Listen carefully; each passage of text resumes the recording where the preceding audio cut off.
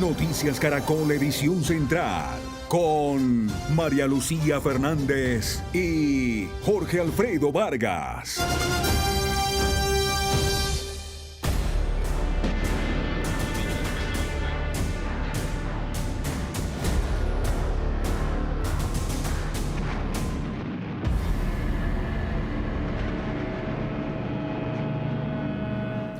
Buenas noches, bienvenidos a la edición central de Noticias Caracol. 40 años después de uno de los episodios más tristes y violentos de la historia reciente de Colombia, hoy se rindió tributo a las personas que murieron en el holocausto del Palacio de Justicia. Los presidentes de las altas cortes recordaron que la historia del 6 y 7 de noviembre de 1985 no se puede volver a repetir jamás. Mientras las familias de las víctimas, que hoy todavía no conocen con precisión qué pasó, reclaman verdad, justicia y reparación. Los espacios tienen memoria y el Palacio de Justicia se convirtió hoy en la historia que no debe olvidarse: la toma del grupo guerrillero M-19 y la retoma por parte del ejército del Palacio de Justicia. Un homenaje a los más de 100 fallecidos y un sinnúmero de desaparecidos que vivieron el horror aquel 6 y 7 de noviembre de 1985. Hoy, con flores, placas y una llama eterna, los presidentes de las altas cortes los recordaron y cuestionaron. Es un acto de reconocimiento al martirio mismo, al sufrimiento, al dolor por todo lo que tuvieron que sufrir en nombre de todos los demás. Ellos se sacrificaron para que nosotros estemos hoy aquí, para que podamos dialogar, para que podamos conversar, para que podamos encontrarnos, para que encontremos nuestros corazones. Ellos murieron para que esto pudiera suceder. Las víctimas son y deberán ser siempre el centro.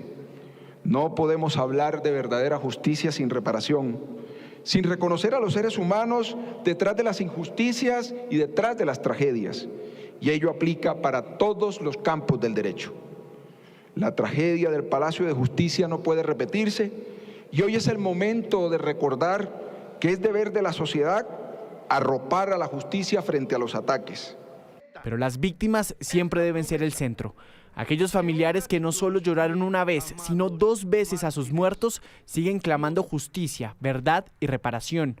Es el caso de Gabriel Andrade, hijo del magistrado auxiliar asesinado Julio César Andrade, quien después de haber enterrado a su padre, se dio cuenta que los restos no eran de él.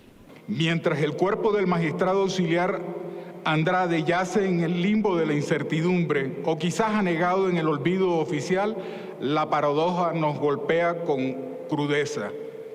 El mismo movimiento terrorista que ejecutó el asalto sangriento a la sede de la ley, hoy ostenta en la persona de sus desmovilizados y no juzgados por este crimen la dirección máxima del Estado. Teniendo a las víctimas como centro, durante el homenaje, el presidente de la Corte Constitucional llamó a que de una vez por todas y después de 40 años se rompan los silencios para que se conozca toda la verdad. El pacto del silencio en unos casos y el silencio resultante de las leyes que autorizaron a otros indultos o regularon las cesaciones de procedimiento han impedido conocer toda la verdad de lo que aquí terminó aconteciendo. Todo ello ha privado a la sociedad colombiana de conocer la verdad judicial. Empero, ello no debe privar de conocer la verdad histórica, porque la sociedad exige verdad, reparación y no repetición. Hoy es un momento de rendir tributo a los escribanos y protectores de las leyes que fallecieron en 1985, magistrados que ahora serán recordados por este símbolo, la columna trunca, que simboliza una vida interrumpida, un proyecto inconcluso y la fragilidad de la justicia frente a la violencia. Que aquella horrible noche no ha cesado y su penumbra, apenas rota por el fuego que incineraba vidas, procesos y civilidad, aún campea en nuestra patria, mientras esperamos los primeros rayos de un nuevo día, cuando la verdad florezca. Verdad que se aporte en un proceso judicial por crímenes de lesa humanidad, o porque finalmente se obre con la gallardía y el valor moral suficiente para reconocer las propias culpas, sin escudarse en la pirotecnia de la palabra o en malhadados pactos de silencio. También es tiempo de reconciliación. Las palabras del cardenal Luis José Rueda Aparicio retumbaron en la Catedral Primada de Colombia con un mensaje claro: no se puede mirar a la memoria con indiferencia, sino con compasión. De la curiosidad rápidamente podemos pasar a la indiferencia y al olvido, mientras que de la compasión podemos avanzar desde la memoria responsable a la cercanía, al diálogo, al encuentro. Ahora los hombres y mujeres a quienes silenciaron y les arrebataron su futuro en la toma y retoma del Palacio de Justicia perdurarán en piedra. Sus nombres quedaron plasmados en un Palacio de Justicia renovado, diferente al de hace 40 años, pero un palacio que se resiste a olvidar la historia para no repetirla nunca más. Las batallas jurídicas que ha enfrentado el caso por el holocausto al Palacio de Justicia aún se cuentan por miles. Han sido más de 36 años de investigaciones judiciales inconclusas que, según las víctimas, no han contado con verdad, justicia y reparación. En decenas de expedientes e investigaciones han quedado consignados los horrores del 6 y el 7 de noviembre de 1985 en el corazón de la justicia. Horrores que empezaron a ser develados por un joven juez de instrucción criminal que a lo largo de 4 años trató de desentrañar lo que en realidad ocurrió. Hubo un desmedido uso de la fuerza. Hubo desapariciones de personas que salieron vivas del Palacio de Justicia. Se determinó que varias de estas muertes al interior del palacio, incluso de los propios rehenes, se debió al propio fuego de la institucionalidad pública a través de las fuerzas militares. Eso como un gran escenario y, por supuesto, en la contrapartida, las graves delitos que cometieron asociados al supuesto actuar político por parte del M-19, incluida la toma de los rehenes y la puesta de ellos como mecanismos de protección. Varios de ellos fallecieron en manos de la propia guerrilla de las escuadras que se distribuyeron en los distintos pisos. En 1989, con este documento de 101 páginas, el juez Uriel Alfonso Amaya emitió la primera orden de detención preventiva contra la cúpula del M-19, en la que se destacan nombres como los de Oti Patiño, Vera Grave, Rosenberg Pavón, Ever Bustamante y Gustavo Petro Urrego como autores de los delitos de homicidio, tentativa de homicidio y secuestro. Asimismo, fue el primer juez en pedir investigaciones contra el entonces general Jesús Armando Arias Cabrales y el comandante de la policía Víctor Delgado Mayarino, entre otros. 3 años después, la juez Clemencia García de Useche nuevamente acusó a los exmilitantes del grupo guerrillero por el delito de terrorismo, argumentando que los hechos del Palacio de Justicia no podían ser amnistiables. Aprovecharon los terroristas las circunstancias de indefensión en que se encontraban no solo los magistrados, sino el personal subalterno y los indefensos visitantes que por razones múltiples se encontraban dentro del edificio, al momento de la toma subversiva y que el terrorismo se encuentra en el Código Penal. En 1992, los jefes del M-19 recibieron un indulto y amnistía por los hechos del Palacio de Justicia, lo que detuvo los procesos judiciales en su contra. Sin embargo, 21 años después, en el 2013, 8 integrantes de ese grupo guerrillero fueron condenados por el asesinato de 36 personas en la toma del Palacio de Justicia, entre ellos el magistrado Manuel Gaona Cruz y el magistrado auxiliar Carlos Horacio Urán. La otra cara es la de los procesos contra los militares. El 28 de septiembre de 2007 se emitió una nueva resolución acusatoria, esta vez contra militares que participaron en la retoma. Ocurrió bajo la fiscalía de Mario Iguarán y la acusación fue por secuestro agravado y desaparición forzada. Fiscalía ordena compulsar copias para que se investigue la presunta conducta constitutiva de tortura en los familiares de las víctimas de los desaparecidos.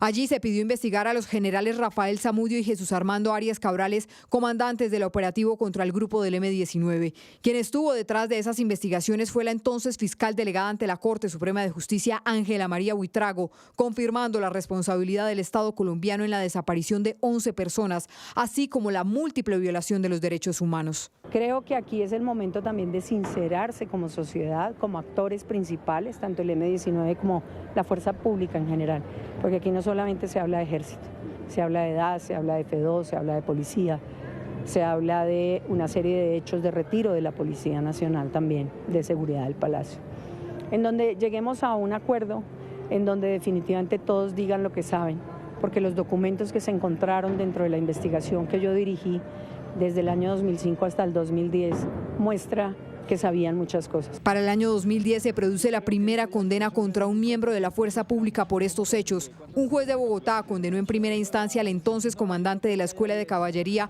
coronel en retiro Alfonso Plazas Vega, como coautor de 11 desapariciones forzadas. La decisión fue revocada 5 años después por la Corte Suprema de Justicia y Plazas fue absuelto.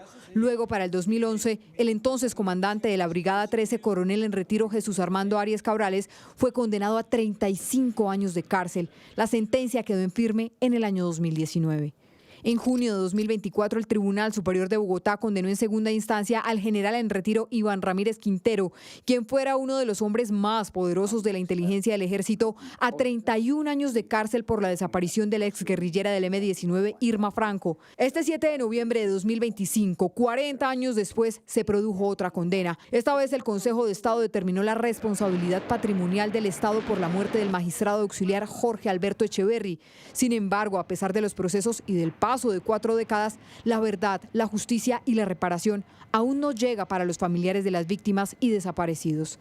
Desafortunadamente, todo eso se construyó sin verdad, sin justicia, sin reparación y sin no repetición. Y por eso, en parte, es que la herida no cierra y por eso, en parte, es que ondear la bandera del M-19 hoy en el Palacio de Justicia es una afrenta contra los muertos, contra los magistrados asesinados, contra los magistrados vivos, contra las víctimas, contra las familias del Palacio de los muertos del Palacio de Justicia.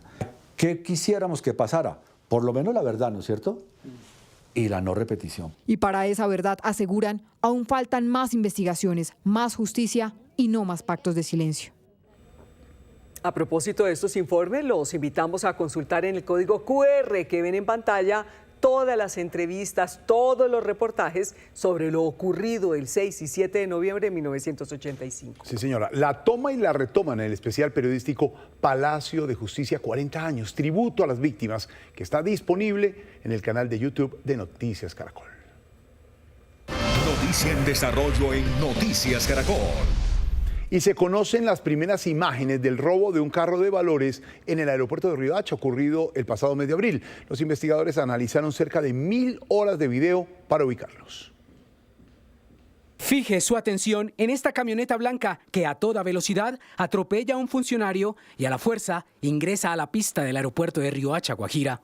La camioneta se ubica en la parte trasera de una de las aeronaves comerciales en la plataforma. Del vehículo se bajan varios hombres armados con fusiles, lo que genera pánico entre los pasajeros que abordaban el avión y los funcionarios del aeropuerto. En casi 3 minutos, los atracadores recogen las tulas que contenían cerca de 9.000 millones de pesos, se suben en la camioneta y huyen. El vehículo asaltado los persigue. Tras el hurto del dinero a la empresa de valores, los delincuentes incineran la camioneta junto con parte del dinero robado. Minutos después, 2 de los asaltantes son capturados. Se logra establecer que los otros participantes se trasladaron a la ciudad de Valledupar. El cabecilla de esta organización, alias Compadre, se traslada a la ciudad de Bucaramanga aproximadamente 2 meses. Posterior a ello, se traslada al municipio de San Francisco, Cundinamarca, donde se aloja en una casa campestre de difícil acceso para las autoridades, donde finalmente se realiza su captura. Aseguran que la banda le hizo seguimiento a los vehículos de la empresa de seguridad que transporta dinero meses antes del atraco. Que permitió la expedición de 3 órdenes de captura y la imputación de cargos sobre un cuarto actor. En este operativo, 4 señalados atracadores de la banda Los Lobos fueron detenidos y enviados a la cárcel. Se revelaron nuevos videos de la golpiza brutal que recibió Jaime Esteban Moreno, el joven universitario asesinado el 31 de octubre. La audiencia para decidir si mandan a la cárcel a uno de los 2 implicados fue suspendida hasta el próximo miércoles. Esta fue la súplica que hicieron Jaime Esteban Moreno y su acompañante a Juan Carlos Suárez, justo en el momento en el que era atacado brutalmente. Este video, grabado por uno de los testigos entrevistados por el CTI de la Fiscalía, corresponde a los primeros segundos cuando Jaime Esteban, aún con vida, trataba sin éxito de librarse de la agresión. La grabación comienza mostrando detalles que las cámaras de seguridad no captaron en video. Aquí se ve una calle vacía. Sin embargo, en esta imagen en realidad denota varias personas presentes, entre ellas un reciclador que pasa con su carreta, un vigilante que observa desde la distancia, un hombre y una mujer que caminan junto a la acera y de fondo algunas risas. Sin embargo, nadie interviene. Jaime Esteban y su amigo alzan las manos, un gesto claro de rendición, dejando ver que no tenían intenciones de pelear. Pese a esta señal, no logró detener lo que venía después. El hoy capturado se abalanza sobre la víctima mientras una voz en el fondo los incita. Quien graba hace sonar la cámara y en ese breve instante se alcanza a ver al hombre vestido de negro con orejas de conejo y a una mujer disfrazada con prendas azules. Su amigo, como puede, intenta apartar a Juan Carlos Suárez y cuando por fin lo consigue, sin darse cuenta y aprovechando que estaba de espaldas a su amigo caído, el hombre de negro ataca a Jaime Esteban por detrás, rápido, a traición, sin darle tiempo de reaccionar. Otro video revelado en las últimas horas deja ver a Ricardo González, el hombre con orejas de conejo que ataca a Jaime Esteban horas después en el sector de San Victorino, a las 9:38 de la mañana del 1 de noviembre, es decir, 30 horas después del ataque a Jaime Esteban Moreno y 14 después de que fue declarado muerto por los médicos. El hoy prófugo era conocido en el sector y llegó al puesto de venta de perros en el que trabajaba. Él llegó como a las 9:30 de la mañana, pues él me comentó pues que ya tenía por ahí un problema, pues él tuvo unas reacciones que se agarró a pelear, él vino raspado el codo, él se le raspado en el codo y tenía raspado los dedos también. González es oriundo de Cartagena y tiene 23 años. Según esta hoja de vida y de acuerdo con sus conocidos, vivía en un barrio muy cerca a San Victorino, en el centro de la ciudad.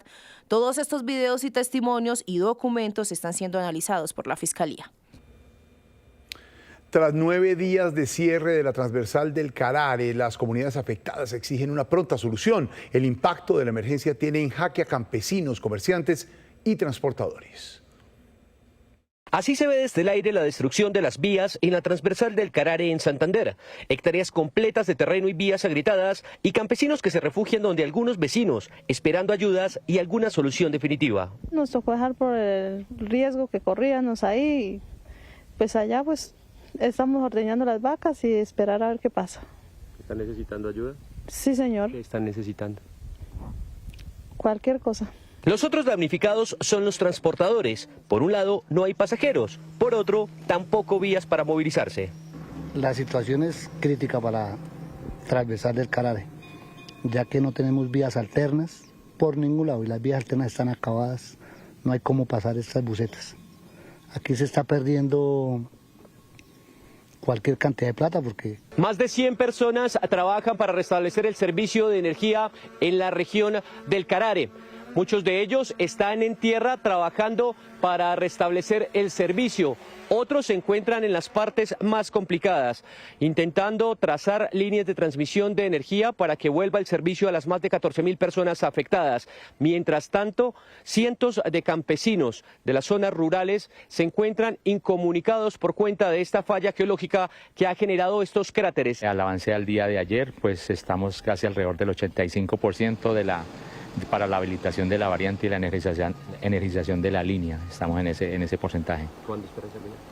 Se espera pues que el día de mañana estemos dando para que la compañía a la cual estamos prestando el servicio habilite ya la línea para su energización. El Invías analiza posibilidades de una vía alterna ante las condiciones en que quedó la transversal, mientras las comunidades afectadas exigen soluciones urgentes porque pasan los días y la situación se hace cada vez más difícil.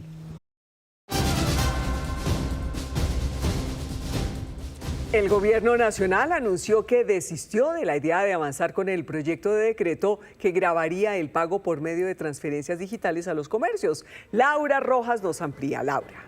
¿Qué tal? Muy buenas noches. El gobierno nacional cambió su posición y, ojo, ya no busca poner un impuesto, una retefuente a los comercios por recibir pagos a través de transferencias electrónicas que hacen los colombianos a través de Nequi, Daviplata o Breve. Y, ojo, también busca eliminar ese impuesto que actualmente sí se aplica a los comercios por recibir pagos a través de tarjetas débito o crédito.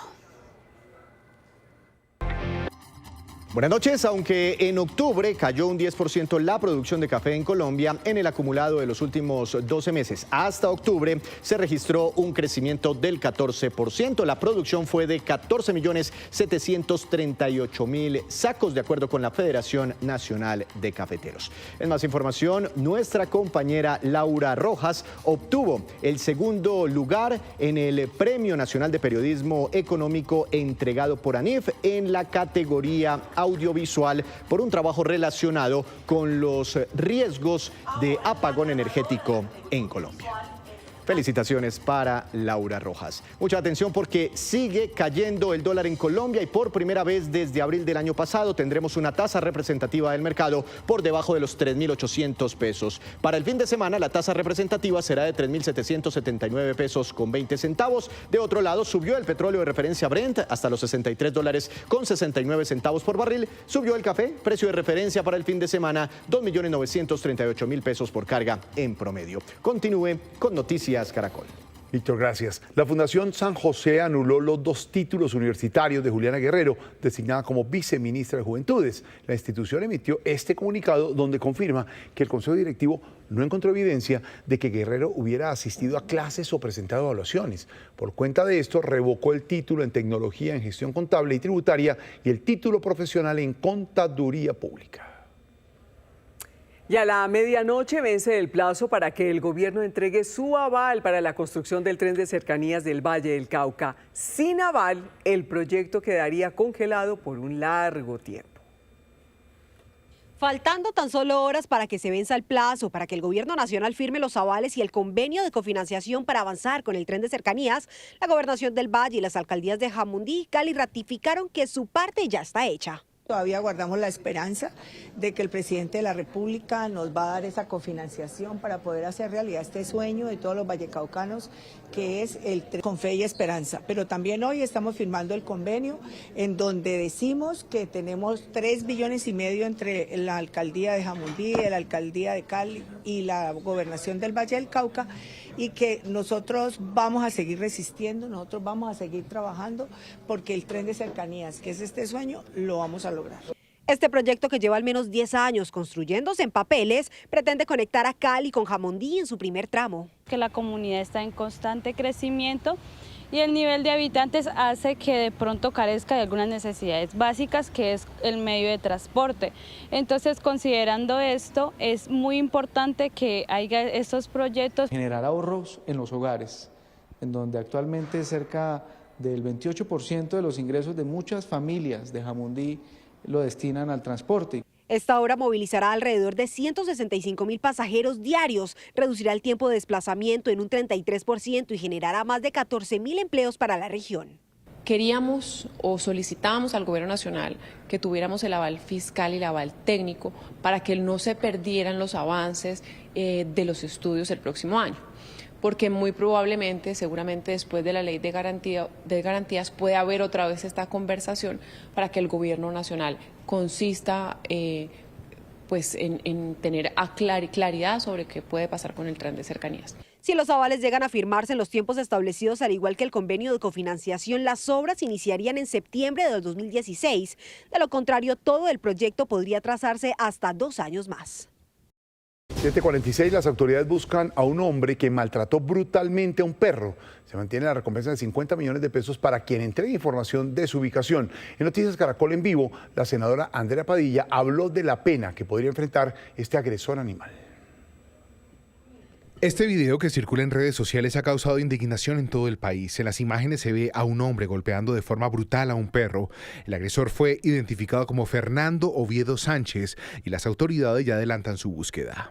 Nosotros hemos ofrecido una recompensa que es inédita por este tipo de delitos en Antioquia. Lo dijo el gobernador, es que no hay hueco lo suficientemente profundo para que Fernando Oviedo Sánchez se esconda. Hasta el momento no se ha establecido con certeza dónde ni cuándo ocurrió la agresión y tampoco se ha podido confirmar si el animal sobrevivió. No se sabe de cuándo es el video.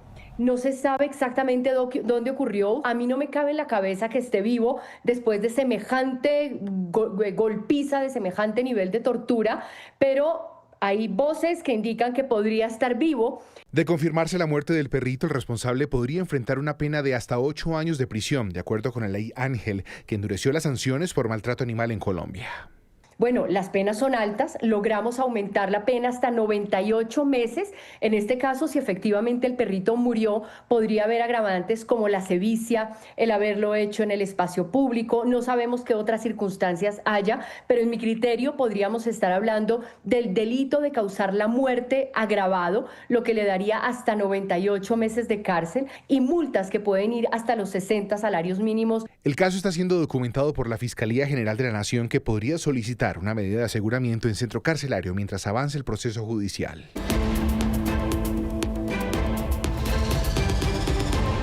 Hola, en Noticias del Mundo hoy, en Estados Unidos hoy fueron cancelados más de 1.000 vuelos por escasez de personal en las torres de control debido a la persistencia del cierre del gobierno federal, el más largo en la historia del país. Filas, funcionarios desbordados, retrasos y cancelaciones. Ese es el panorama en los principales aeropuertos de Estados Unidos. 40 en total en los que desde hoy se empezó a aplicar una reducción en las operaciones que arranca con un 4% y progresivamente aumentará hasta el 10%. La razón, la falta de pago a controladores aéreos, que no solo está generando que miles no vayan a trabajar, sino que las capacidades están a tope y hay que garantizar la seguridad aérea. Recibimos más quejas de pilotos sobre el estrés provocado por los controladores aéreos y más quejas sobre la falta de respuesta de los controladores. El pago a controladores y a otros funcionarios de seguridad aeroportuaria no ha podido realizarse como consecuencia del cierre del gobierno federal, que ya completa 38 días y que republicanos y demócratas en el Congreso aún no han podido ponerse de acuerdo para financiar al gobierno. Esto en perjuicio de los viajeros, con más de 1.000 vuelos cancelados este viernes y más de 3.500 retrasados. El gobierno debe reabrir. Esto es un tiempo horriblemente largo para mantenerlo cerrado. El cierre del gobierno ya completa 38 días, es el más largo en la historia de los Estados Unidos y la preocupación fundamental para los viajeros es que esta crisis en los aeropuertos y en las aerolíneas se extienda hasta el Día de Acción de Gracias, a finales del mes de noviembre. También en Estados Unidos expiró el TPS para más de 250.000 venezolanos, una figura que les permitía vivir y trabajar legalmente en ese país. La medida, además de dejarlos en riesgo de deportación, ya afecta a la economía de comunidades como las del sur de la Florida, en donde muchos de ellos se habían establecido. En ciudades estadounidenses como Doral, en el condado Miami-Dade, conocida como la pequeña Venezuela o Doralzuela, el temor se siente en cada negocio. El restaurante en estos momentos ahorita lo tenemos vacío. ¿Ves? Tanto los venezolanos, todos los que se han ido, tantos como los que están acá que tienen miedo de salir. María es solicitante de asilo y trabaja en uno de los comercios de la zona que más ha sentido el impacto de la más reciente política migratoria. Una medida que desde este viernes dejó a más de 250.000 venezolanos sin protección temporal contra la deportación. Vino un muchacho que estaba desde aquí del 2021 con TPS y el día de hoy tenía que agarrar un vuelo a Venezuela. ¿Ves? ¿Con miedo de qué? Con miedo de que no tenía ya un permiso de trabajo vigente y el miedo de seguir acá ilegalmente y que lo fueran a agarrar y lo fueran a tratar como un delincuente o un criminal. Vengo a ese país a buscar sueños, a buscar trabajo, a echarle ganas sin quitarle nada a nadie. Es verdad que hay personas que hacen mal y estoy de acuerdo en que tienen que irse, pero también hay que darle una oportunidad a las personas que vienen a luchar por sus sueños y que vienen también a ayudar a un país que no es el suyo. Y es que el impacto de la medida se empieza a sentir también en la economía local. Dueños de negocios y agentes de bienes raíces reportan una disminución en las rentas y en las ventas atribuida a las familias venezolanas que se han visto obligadas a dejar el país. Aquí han bajado las horas, aquí han tenido que sacar personal. ¿Por qué? Porque no se está haciendo nada. La economía ha sido fatal. Este es un golpe duro, en verdad. Para el Dorar tenemos un impacto muy fuerte porque la mayoría que vivimos acá somos venezolanos. Hay muchos venezolanos emprendedores que tienen negocios que solamente también tenían un estatus con TPS de protección. Muchos de ellos han tenido que abandonar el Dorar. ¿Qué ganamos haciéndolos estar sin documentos, sin producir de manera correcta, sin pagar taxes de manera correcta, sin formar parte del aparato económico? Estamos provocando no solamente un problema humanitario gigantesco, la administración Trump, y el apoyo de todas las alcaldías locales que están haciendo coordinación con ICE, sino además un problema económico que les va a explotar en la cara a todos esos oficiales electos. Con este nuevo grupo al que se le vence el TPS, ya suman más de 600.000 los venezolanos que quedan sin esa protección contra la deportación y por consiguiente sin un permiso de trabajo válido. Solamente quienes solicitaron asilo político o se acogieron a cualquier otro proceso migratorio son los que tienen autorización para permanecer en el país. En España fueron detenidos 13 sospechosos de integrar la primera célula del Tren de Aragua en ese país. Su captura se produjo en medio de una investigación para determinar los tentáculos del grupo criminal en España. En el operativo, en 5 ciudades, apoyado por la Policía de Colombia, fueron desmantelados 2 laboratorios dedicados a producir tusi. La Armada China puso en servicio su nuevo portaaviones, el Fujian.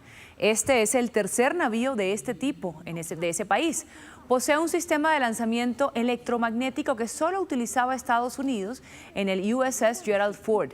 El Fujian se une a la flota china en un momento en que Pekín proyecta su poderío marítimo frente a varias naciones.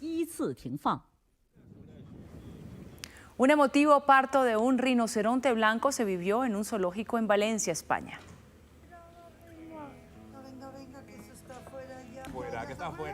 El Biopark Valencia fue el escenario de un momento único, el primer nacimiento de esta especie en sus instalaciones.